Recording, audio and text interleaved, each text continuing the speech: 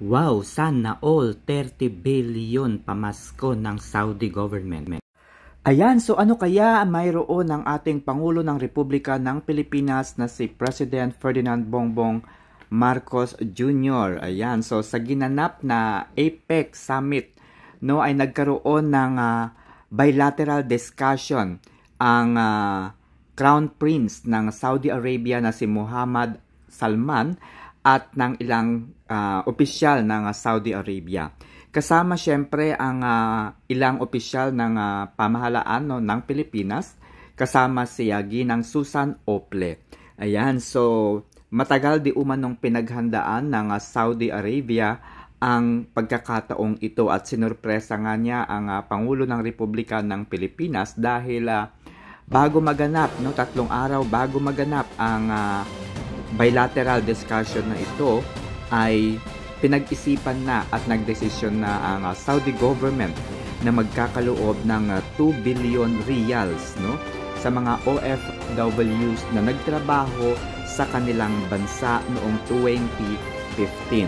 Ito yung mga OFWs na kung saan ay nagtrabaho sa mga construction companies sa Saudi, no? Ito yung mga Saudi OJ, Saudi MG, Bin Laden Group at iba pang mga construction companies na nalugi o nagsara noong 2015. So dahil nga nagsara ay hindi makakuha ng pera ng claims yung ating mga OFWs. At dahil nga dito sa naganap na bilateral discussion kasama ang Pangulo ng Republika ng Pilipinas na si Bongbong Marcos ay inihayag ni Saudi Prince, no, Mohammed Salman na magbibigay ito ng 2 billion riyals o nagkakahalaga ng 29 billion 590 million 313,000 and 120 pesos.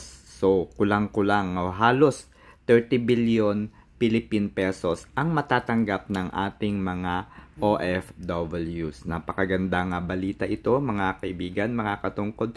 Napakagandang pamasko para sa ating mga magigiting, masisipag na mga OFWs. Ayan. So, idinagdag pa ng Pangulo ng Republika ng Pilipinas na mayroon daw inihandang insurance ang Saudi government ngayon. Ibig sabihin, kapag magtatrabaho ang mga Pinoy sa Saudi Arabia, ay magbibigay na ito ng insurance upang maiwasan ang naganap noong 2015. So kung sakaling malugi ang mga kumpanya na kanilang pagtatrabahuan sa Saudi, ay mayroong insurance na sasagot doon sa obligasyon ng kumpanya. So sa ganitong paraan ay magkakaroon ng kumbaga security ang ating mga kababayan. So hindi po sila magiging kaawa-awa pagdating sa claims. Ayan. So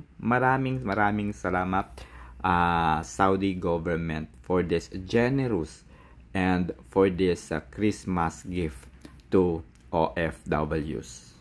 God bless everyone. Happened in the bilateral meeting with the Saudi Crown?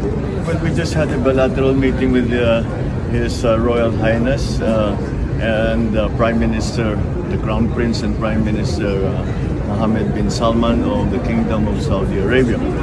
As you can imagine, much of our talk was about the overseas workers, Philippine overseas workers who make their way in Saudi Arabia and have done so for many years, and other opportunities for investment. But before I get to that, let me allow Secretary Toots Ople. She has an announcement for some of our claimants for their back pay that they hadn't received. So. Yes. Secretary, please go ahead. Thank you, Mr. President. The Crown Prince, His Royal Highness, announced and said that this was his gift. He really prepared for this, and this was an agreement reached by the Saudi government just a few days ago, and he wanted to convey to our President that the Saudi government will shoulder the unpaid claims the unpaid salaries of around 10,000 OFWs who work for construction companies like Saudi OJ, MMG, the Bin Laden Group, and other construction companies that declared bankruptcy in 2015 and 2016, and whose pay have yet to be received by these workers.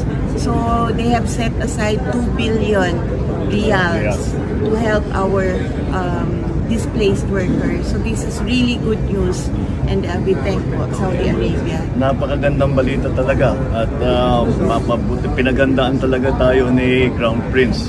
Kaya sabi niya yung desisyon na yan ay nangyari lamang nung nakarang ilang araw, at dahil nga magkikita kami, at sabi niya ito yung regalo para sa inyo. At ito yung mga sahod na hindi nabayaran dahil nalugi yung mga iba't ibang korporasyon na tinatrabahuhan ng mga Pilipino. Kaya pag nung hinihingi nila yung kanilang sahod, ay wala na silang makuha dahil nalugi na yung kumpanya.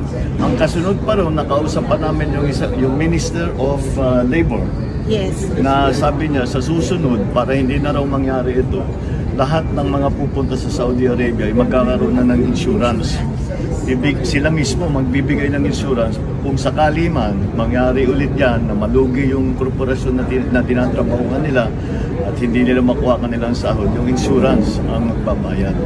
So marami rin talagang na tinutulong sa atin ang pamahalaan ng Kingdom of Saudi Arabia. And Mr. President, if you remember, ang sabi niya, wala kasing taga-Saudi kababayan niya na hindi naka-encounter o walang personal relationship sa isang Pilipino.